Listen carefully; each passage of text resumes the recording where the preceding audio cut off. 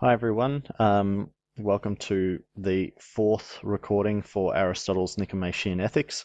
This is going to be the first half of the book two section of the reading.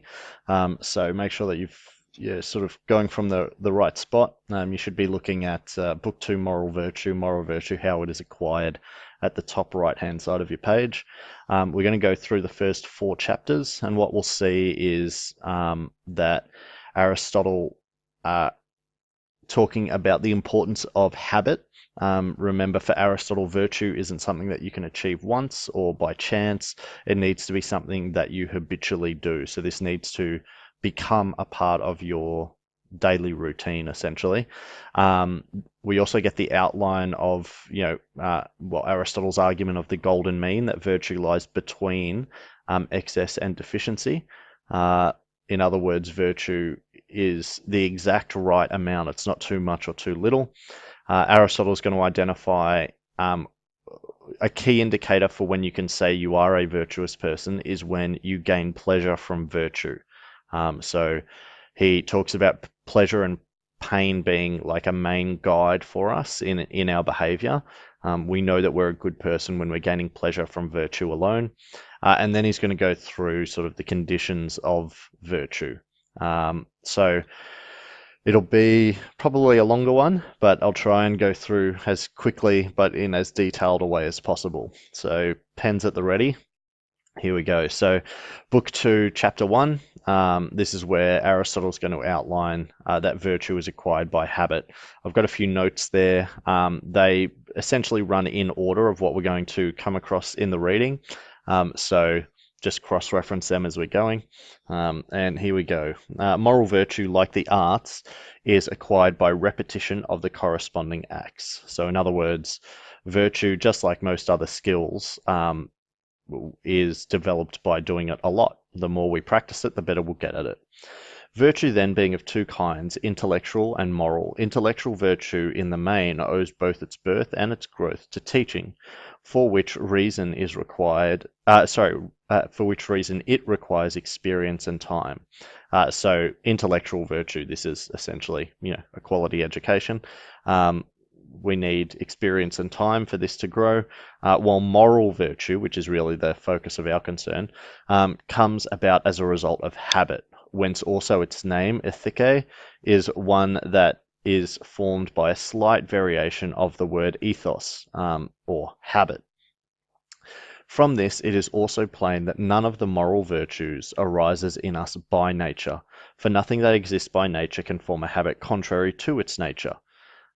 So just to be clear, what Aristotle's saying here is that we're not naturally virtuous. We're naturally born with the capacity of virtue, but if we were naturally virtuous, then we would just be virtuous all the time.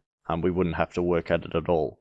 The fact that we can be a non-virtuous person is evidence that it can't possibly be what naturally occurs in us, because something can't do what is opposite to its nature. For nothing that exists by nature can form a habit contrary to its nature. The fact that we have non-virtuous people shows that we are not virtuous by nature. We have the capacity for it, but it is not part of our nature. So for instance, the stone, which by nature moves downwards, cannot be habituated to move upwards, not even if one tries to train it by throwing it up 10,000 times. Nor can fire be habituated to move downwards, nor can anything else that by nature behaves in one way be trained to behave in another. Neither by nature then, nor contrary to nature, do the virtues arise in us. Rather, we are adapted by nature to receive them, and are made perfect by habit. So again, what Aristotle is saying here is not that we are working against our nature when we are virtuous, but the way to think about it is we equally have the capacity for being virtuous and for being non-virtuous. The way that we make sure that we are a virtuous person is by building virtuous habit, by training ourselves to be virtuous. Okay? We can just as easily train ourselves to be non-virtuous. All right, so again, of all the things that come to us by nature, we first acquire the potentiality and later exhibit the activity.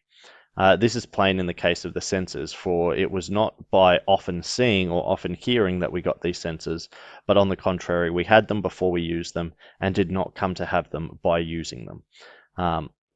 So what he's saying is, with a lot of things, we have the ability, and then we show the behavior. Okay, but what he's going to say is the virtues aren't really like this, though. Okay, so you didn't develop the ability to see by seeing often. You were born with the ability to see, and that allowed you to see often. The virtues are not the same, though. But the virtues we get by first exercising them, as also happens in the case of the arts as well. For the things we have to learn before we can do them, we learn by doing them. For example, men become builders by building, and lyre players by playing the lyre. So too we become just by doing just acts, temperate by doing temperate acts, and brave by doing brave acts. So what Aristotle is saying here is you will not just naturally develop a just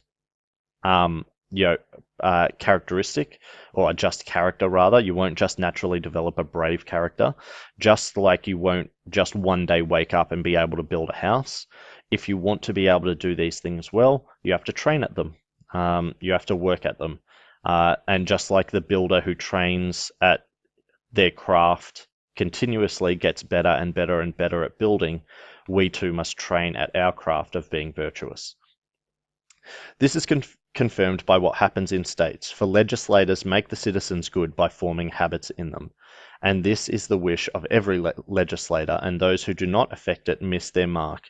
And it is this that a good constitution differs from a bad one. So here Aristotle's just pointing a little bit to back to societies and saying that what he's saying is evidenced by laws, okay, and the people that make them. The entire reason we have laws is to make better people, according to Aristotle. The laws are there to train good habits in us. Again, it is from the same causes and by the same means that every virtue is both produced and destroyed, and similarly every art. For it is plain from playing the lyre that both good and bad lyre players are produced, and the corresponding statement is true of builders and of all the rest. Men will be good or bad builders as a result of building well or badly. For if this were not so, there would have been no need of a teacher, but all men would have been born good or bad at their craft. So, what Aristotle is talking about here is that simply saying, well, I'm going to sort of poke around in the dark and just try and be a courageous person. Well, you're probably going to miss the mark then. In the same way that me saying, oh, I'm just going to try my hand at building a house, it would be the fool who lives in that house. We wouldn't expect that someone could just one day decide that they're going to be a master builder. Instead, the thing that separates a good builder from a bad one is, the ones who have trained at it and worked really hard towards it. Okay, so we need to be careful in developing our craft of virtue. And we need to pay attention to the right teachers, because if I want to be a good builder, I damn sure better have someone who really knows what they're doing to teach me how to build properly. The same is with virtue. We need people to show us what virtue is. This then is the case with the virtues also. By doing the acts that we do in our transactions with other men, we become just or unjust. And by doing the acts that we do in the presence of danger, and by being habituated to feel fear or confidence, we become brave or cowardly. Essentially training the right way. How do I become courageous? I train myself in situations where I am feeling fear to stand my ground and to show bravery. I do this again and again and again, and I'll become courageous. The same is true of appetites and feelings of anger. Some men become temperate and good-tempered, others self-indulgent and irascible, but by behaving in one way or the other in the appropriate circumstances. Thus, in one word, states of character arise out of like activities. This is why the activities we exhibit must be of a certain kind. It is because the states of character corresponds to the differences between these. Now, this last sentence that we're going to see from Aristotle is a really important insight into what he's saying, okay, and the importance of habit in becoming a virtuous person. It makes no small difference then whether we form habits of one kind or of another from our very youth. It makes a very great difference, or rather all the difference. In other words, if you want to determine what is the core ingredient to becoming a good person, according to Aristotle, it is building the right habits from your youth. Okay, you have to, from as early as possible, be habituated towards the virtues, because otherwise, what will likely happen is you'll be habituated towards the vices, and you will become a bad person. Uh, all right, so just like anything else, if we want to get really good at something, we need to work at it. And if you want to be really, really good at it, work at it from an early age. And this is what Aristotle is suggesting for the virtues. Okay. So yeah, that last sentence, even just the very last part of it, it rather makes all the difference. Okay, good habits make all the difference for becoming virtuous. All right. Book 2, Virtue Lies Between Excess and Deficiency. Here we get Aristotle's argument for the golden mean. So this is an important section. It really summarizes a very key part to Aristotle's philosophy on virtue. So these acts, as in virtuous acts, cannot be prescribed exactly, but must avoid excess and defect. So since then, the present inquiry does not aim at theoretical knowledge like the others, for we are inquiring not in order to know what virtue is, but in order to become good, since otherwise our inquiry would have been of no use. So this is again Aristotle saying, okay, we've identified that we need to build virtuous habit, but that's not enough. This is supposed to be a practical book that he's writing for the young men of Greece. Okay, they should be able to pick up this book and treat it as an instruction manual for how to become good people. So it needs to be practical. How do I actually build this good habit? Well, he's about to tell us. We must examine the nature of actions, namely, how we ought to do them, for these determine also the nature of the states of character that are produced, as we have said. Now, that we must act in accordance with our correct reason is a common principle and must be assumed. So, correct reason, I've talked about the function argument in class. Correct reason is this is the function of man. This is what we're here to do, to use our reasoning well. Okay, but it will be discussed later, i.e. both what correct reason is and how it is related to the other virtues. But this must be agreed upon beforehand, that the whole account of matters of conduct must be given in outline and not precisely. As we said at the very beginning, that the accounts we demand must be in accordance with the subject matter. Matters concerned with conduct and questions of what is good for us have no fixity any more than matters of health. So similarly to me asking you, well, what's the perfect definition of health? This is, we understand it as a concept, like what it is to be healthy, but the perfect definition of health, this is essentially an impossible question to answer. Aristotle is saying the same for virtue and having a virtuous character. I can't tell you really what a virtuous character is or looks like. A virtuous character is kind of a virtuous character, as ambiguous as that sounds, but this is as much precision as it allows. The general account being of this nature, the account of particular cases is yet more lacking in exactness, for they do not fall under any art or precept, but the agents themselves much in each case consider what is appropriate to the occasion, as happens also in the art of medicine or of navigation. So if this sounds really wishy-washy and Aristotle saying like, oh, virtue is being virtuous, as if that's obvious, well, and this is a common criticism of Aristotle, that his argument is vague and imprecise. What he's saying is virtue is just like health or navigation in this section here.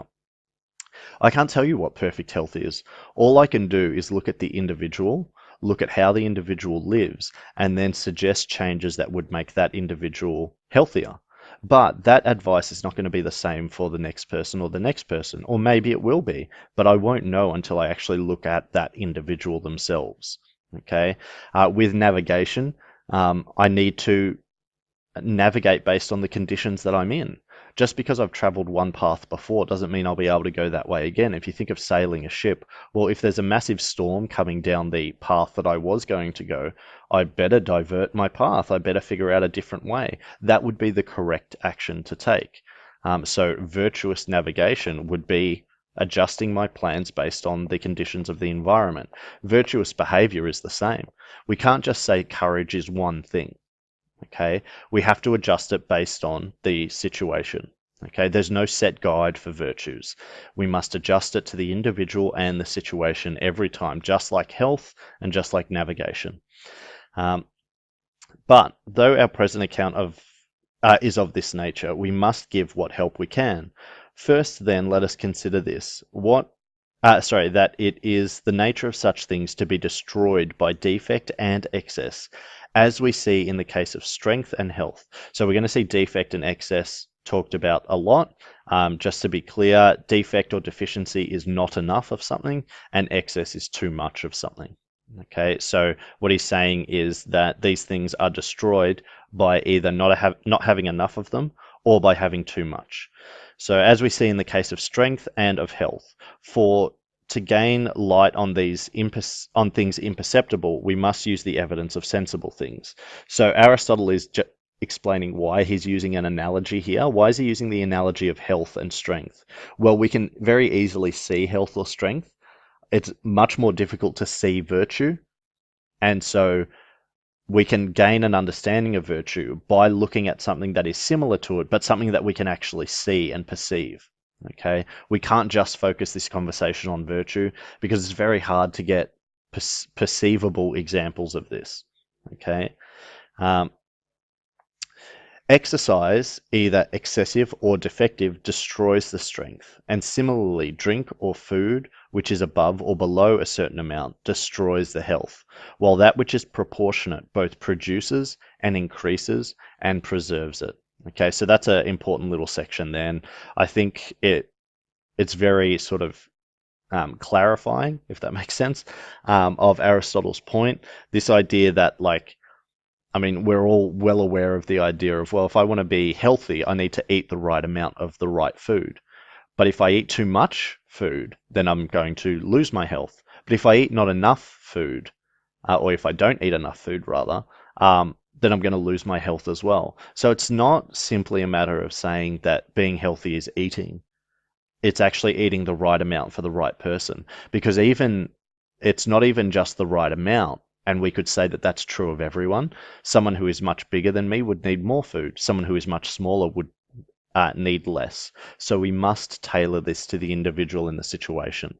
By doing this, our health is produced, so we become healthy. It is increased, okay, so it actually increases how healthy I am, and it is preserved. In other words, my health continues, okay. So too is it then in the case of temperance and courage and the other virtues. For the man who flies from and fears everything and does not stand his ground against anything becomes a coward. So this is the deficiency of courage. And the man who fears nothing at all but goes to meet every danger becomes rash. This is the excess of courage. And similarly, the man who indulges in every pleasure and abstains from none becomes self-indulgent, the excess of temperance, while the man who shuns every pleasure, as boors do, becomes in a way insensible. This is the deficiency of temperance. Temperance and courage, then, are destroyed by excess and defect and preserved by the mean. Okay, so now this is sort of probably the most commonly not misquoted, but outlined, explained part of Aristotle's theory. A lot of people talk about the virtue lying as a middle point between excess and deficiency. Be very, very careful with the language here. Aristotle is using mean in terms of the mathematical sense, mean meaning average. Average is not the middle, okay? Yeah, and if you think of maths, when you calculate the average, it's not just the middle point, it is the the perfect representative point, if that makes sense. Okay, so this mean is not just the middle between excess and deficiency. It is the perfect amount of excess and deficiency. Okay, that precise spot where virtue lies. Okay, but not only are the sources and causes of their origination and growth the same as those of their destruction, but also the sphere of their actualization will be the same. For this is also true of the things which are more evident of senses, for example, of strength. It is produced by taking much food and undergoing much exertion, and it is the strong man that will be most able to do these things. So too is it with the virtues. So if you think about it, well, if I wanted to lift really heavy weights, if I just went to the gym and tried to lift really heavy weights, I would fail. But I might look across the gym and see someone lifting the weight that I'm trying to. The strong person is able to take on more of whatever, or in this case, of weight, but they have gotten that way by training. So if I want to be more virtuous, like courage for me at the moment might be just standing my ground. But if I want to become courageous and sort of think of the sort of warrior sense of this, if I want to be looked at as a great warrior, I have to train. Okay. I'm not going to just naturally become the strongest person. In the same way, I shouldn't expect to just become the most courageous person. I must train at it. And by training at it constantly, I will become more and more and more courageous in the same way that by training weights constantly, we'll be able to lift heavier and heavier and heavier weights. Eventually, we will be significantly stronger or will be significantly more courageous than we were before. Okay? Um, so too is it with the virtues. By abstaining from pleasures, we become temperate, and it is when we have become so that we are most able to abstain from them. And similarly, too, in the case of courage, for by being habituated to despise things that are fearful and to stand our ground against them, we become brave. And it is when we have become so that we shall be most able to stand our ground against them. So the more we train the virtues, the better we'll get at them, the more we'll be able to do. Just like the person who trains their body for strength, the more they train, the more strength they develop, the more weight they can lift. Okay, so very important. Remember, virtue lies as a mean between excess and deficiency. It is not the middle point. It is the average, the perfect amount for the person and the scenario. Okay. All right. Chapter 3, pleasures from virtue is evidence of a virtuous character. So really what Aristotle's going to talk about here is, well, what's a key indicator that we have become virtuous? It's a little bit like saying, what's a key indicator of when we have become healthy? Well, when you're healthy. This is a really hard thing to identify. But if we think about healthy people, generally speaking, they quite enjoy being healthy. Okay. They enjoy eating good food and they enjoy exercising much more than the person who is unhealthy. So clearly, pleasure is an indicator of having that character. How do I know when I've got a healthy character? When I actually enjoy going to the gym and working out. And we're not talking about enjoyment in terms of like that really base level enjoyment. This isn't the same enjoyment as eating it, a piece of cake, but it's that different type of enjoyment. It's that real like fulfillment enjoyment. Okay. This is a key sign of when I've become a healthy person. We can apply the same idea to virtue. How do I know when I've become a virtuous person? When being virtuous provides me with pleasure. Okay. When I am genuinely in a state of pleasure simply by doing the right thing. Okay, so pleasure in doing virtuous acts is a sign that the virtuous disposition has been acquired. A variety of considerations show the essential connection of moral virtue with pleasure and pain. Okay, so Aristotle here is going to talk about pleasure and pain and the importance it plays in our life. We shouldn't be slaves to it, but we'd be naive to say that it plays no part in our lives whatsoever, as other philosophers may. Okay, we must take as a sign of states of character the pleasure or pain that supervenes upon acts. For the man who abstains from bodily pleasures and delights in this very fact is temperate. So the person who can walk past some sort of decadent like enjoyment and feel satisfied and happy in themselves that they were able to walk past that. This is the temperate person. This is the self-disciplined person. While the man who is annoyed at it is self-indulgent, and he who stands his ground against things that are terrible and delights in this, or at least is not pained, is brave, while the man who is pained is a coward. So the person who's standing on the front line, like trembling in fear, crying, this is not the brave man. The person standing next to that soldier with that sort of steely determination, they may be afraid, but it's different. Okay, they're ready. This is the brave person. Okay, for moral virtue is concerned with pleasures and pains. It is on account of the pleasure that we do bad things, and on account of pain that we abstain from noble ones. This is a really revealing little quote here that I think is extraordinarily true. If you think about the things that lead us astray, why do we get tempted into bad things? Usually because we enjoy them. Okay, why do I eat terrible food? Because it's so good.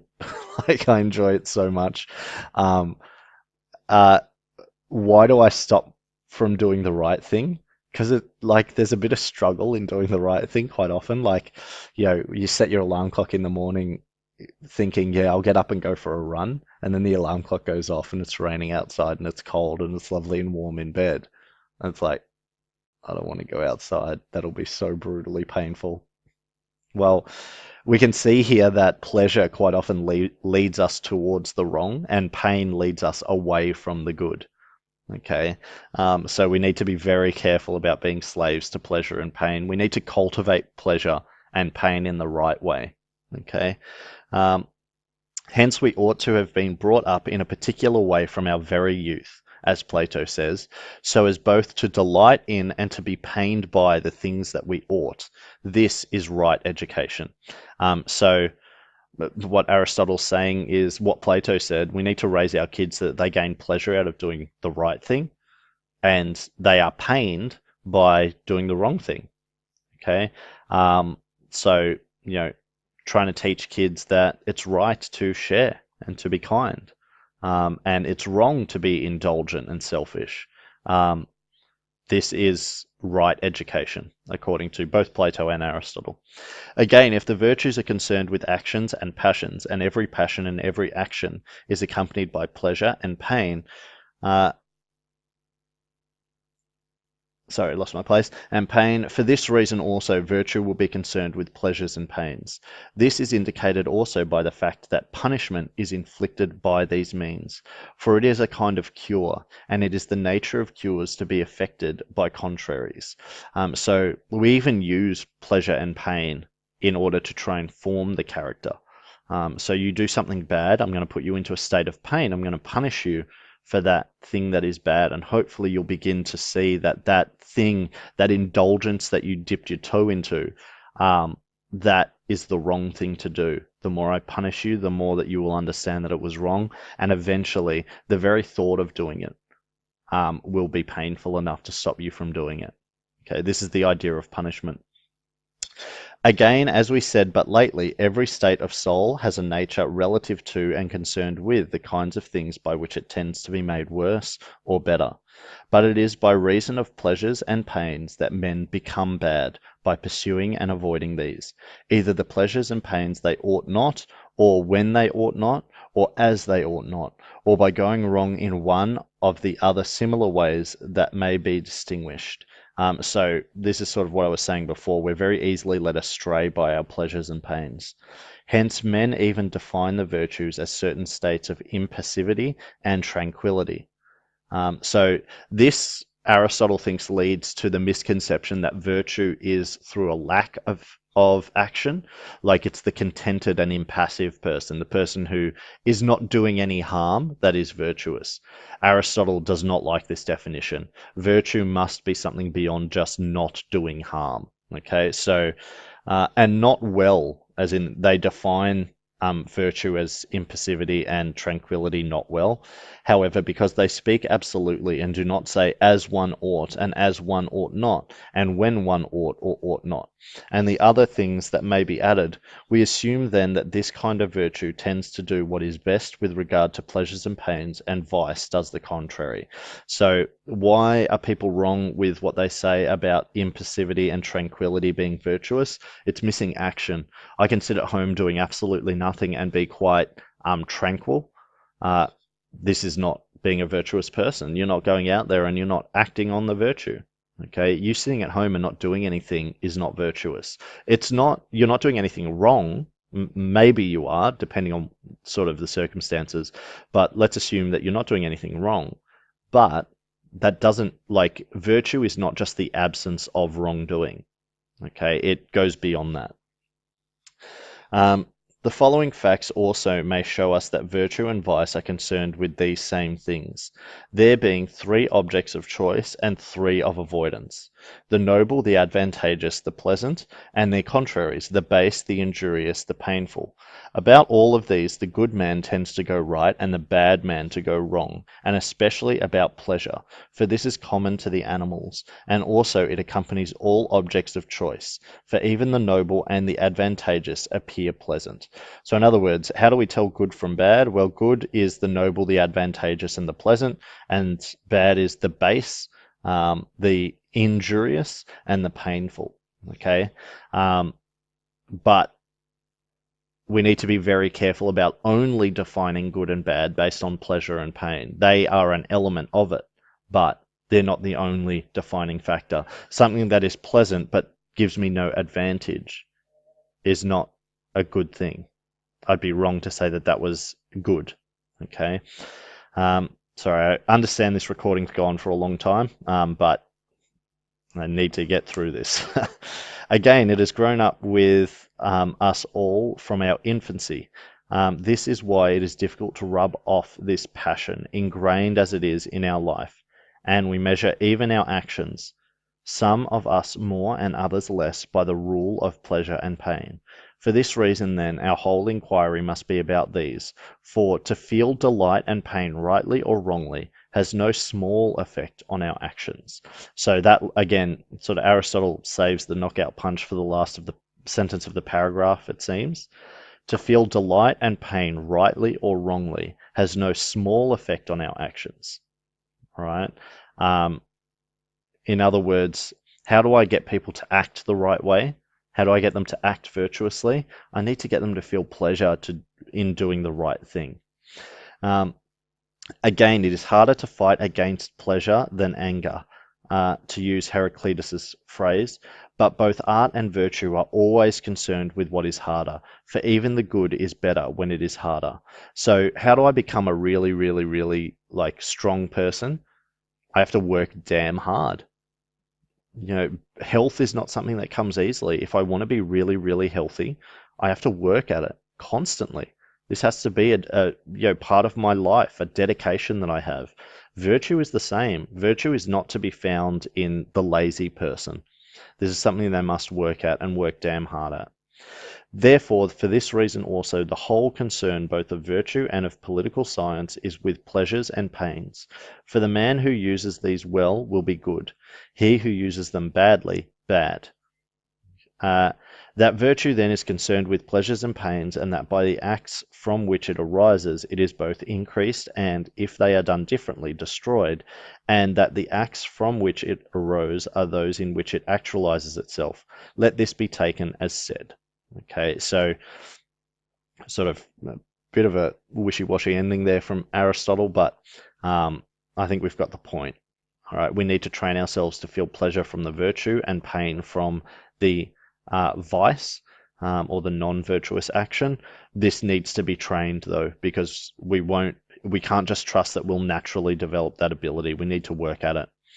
All right, last chapter for this recording.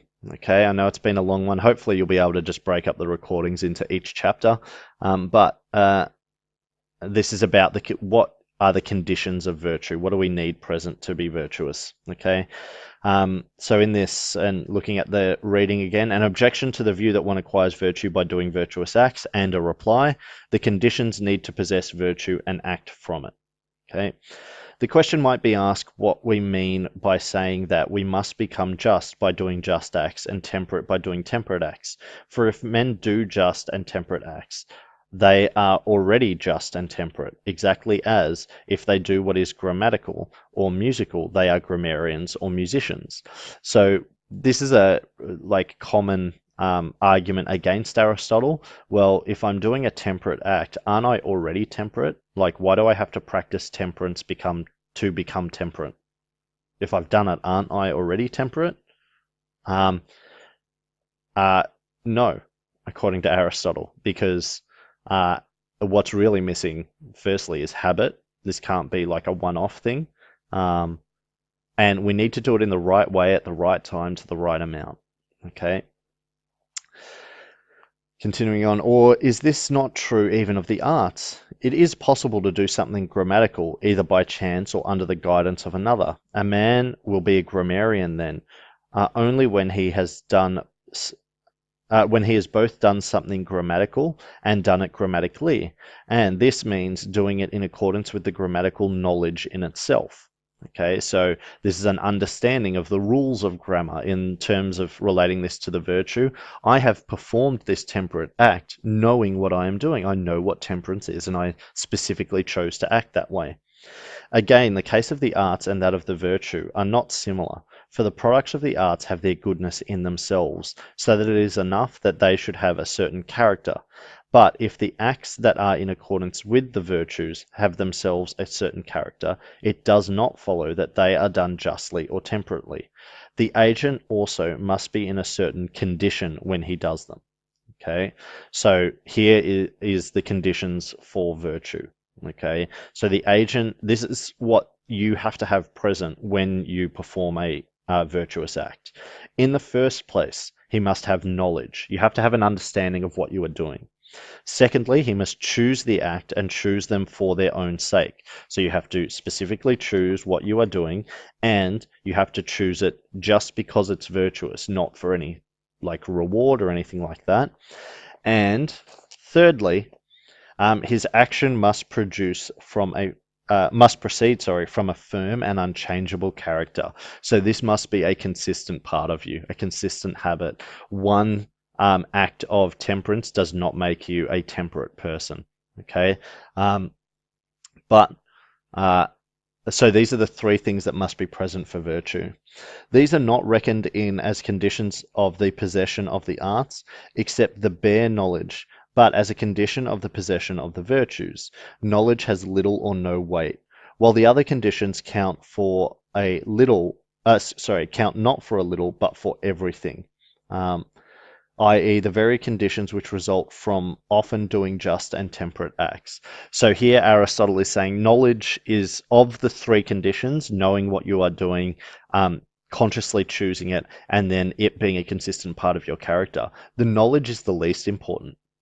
Okay, it really doesn't matter if you understand what courage is. If you are choosing to be courageous simply to be courageous for no thought of reward or other motive, and you do this consistently, it really doesn't matter if you're ignorant to what courage is. You are a courageous person. Okay. So actions then are called just and temperate when they are such as the just or temperate man would do. But it is not the man who does these that is just and temperate, but the man who also does them as just and temperate men do them. It is well said then that it is by doing just acts that the just man is produced, and by doing temperate acts the temperate man. Without doing these, no one would have even a prospect of becoming good. So because virtue is an action, okay, it's an act we need to perform. Knowing how to build a house is not the same as building a house. Okay, and you are not a builder just because you can knock a few pieces of wood together. Okay, how do you become a good builder? You work at it constantly. You have to, whilst you should have an understanding of what you are doing, what really matters is whether you are doing it properly and without any other motive. You just want to build something that's really good. Like you've got a sense of pride in your work. Um, and then on top of that, you need to do it a lot. It needs to be a habit. Think of a builder who like cuts corners, right? What they've done is they've cultivated a bad habit. Oh, when I'm in this situation, I'll just do it this way and that'll be a lot easier. And I know that it's not the right thing to do, but it'll get the job done faster. I don't want that person building my house. I want the person who looks at something and says, I know what the right way is to do it. I know that that's harder, but I'm going to do it the right way because that's what a good builder does. And they do that every time. They don't cut corners. This is the good builder. The virtuous person is the same. Okay, I know what I should do. Um, I know that it's going to be hard, but this is what being a courageous person is, and I'm going to do that every time, even though it's going to be hard every time I'm going to do it. Okay, but most people do not do these, but take refuge in theory and think they are being philosophers and will become good in this way, behaving somewhat like patients who listen attentively to their doctors, but do none of the things they are ordered to do, as the latter will not be made well in body by such a course of treatment, the former will not be made well in soul by such a course of philosophy. So this is a sort of a minor jab at Plato here, but from his student Aristotle, it is not enough to simply sit around and think about the virtues. Okay, to have our head in the clouds and to consider virtue in that way and to debate it amongst each other and to sit around and talk in our little circles about what virtue is, this is not what being virtue is. You are building a great knowledge of virtue through your philosophical discussion. Do not confuse that with actually being virtuous. Okay, you have to go out and you must act. Philosophizing about virtue is not the same as being virtuous. Get out there and do something good. Okay, so I know that it's been a marathon one. As I said, hopefully you can just break it up into the chapters yourselves and do them sort of piece by piece. Thank you very much for your attention. We'll go through the arguments and such in class, but more recordings to come from Aristotle. It's a mammoth reading, but hopefully one that's enlightening. As always, like and subscribe. Hit that bell icon so that you get notification of new videos, and I'll see you in class. Bye.